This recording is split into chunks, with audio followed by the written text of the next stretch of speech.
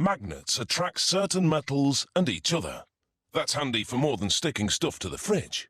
They help run motors and generators, among other things.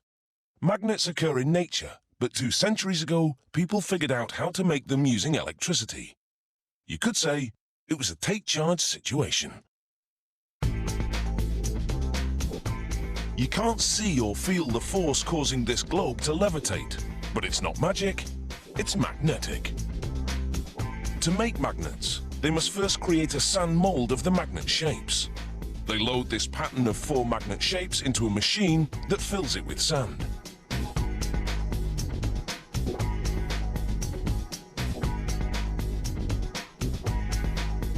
They remove the pattern and smooth the surface, dimpled by the machine's lid. Then it's back inside, but this time the machine pumps in gases to chemically harden the sand. It takes just seconds to solidify. They lift out the sand slab, revealing the impression of the magnet pattern. It's now a mold. Magnets come in many shapes and sizes, as do their molds. Now they're ready to mold the magnet shapes. They take copper, cobalt, sulfur, nickel, pure iron, aluminium and titanium. They load all these metals into an electrical induction furnace. It generates a pulsating electromagnetic field that heats to more than 1,600 degrees Celsius, melting everything into a molten soup.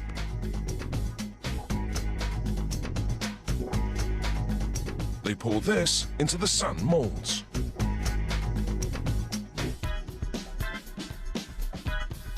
The molds burst into flames because the gases that harden the sand are highly flammable.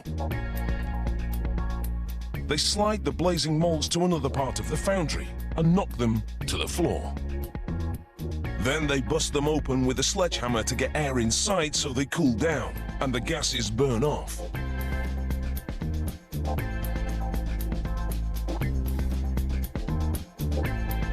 They shovel everything into a bin and sort the metal shapes from the sand chunks using what else? A magnet. The molded pieces react like ordinary metal. They don't yet have magnetic power. Some are shaped like rings. Threaded onto a copper pipe, they'll be used in electric motors. They place the ring-covered pipe in a much larger tube. Then they center it by packing silica sand tightly around it. The sand will hold the rings in position during the next step.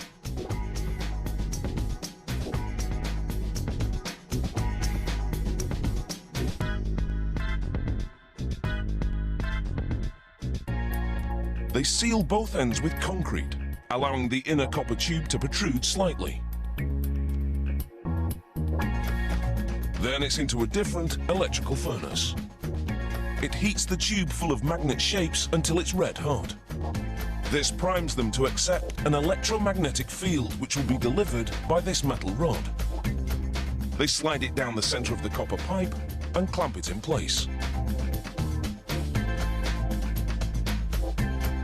Water keeps the pipe from melting as they deliver a low-voltage, high-current charge in a cylindrical formation, important for motor magnets. They break open the seal. The process has left the ring shapes mildly magnetized, but most importantly, it's orientated the magnetic field properly. They grind away any rough edges.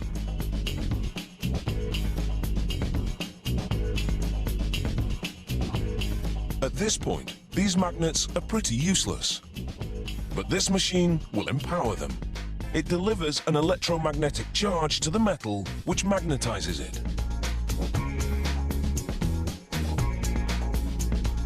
The establishment of that weak magnetic field earlier has laid the groundwork for this moment, ensuring that the magnetization is properly orientated. Now that's some serious magnetic muscle. In their various forms, magnets continue to exert a lot of pull in our society because their invisible power helps keep so many things running.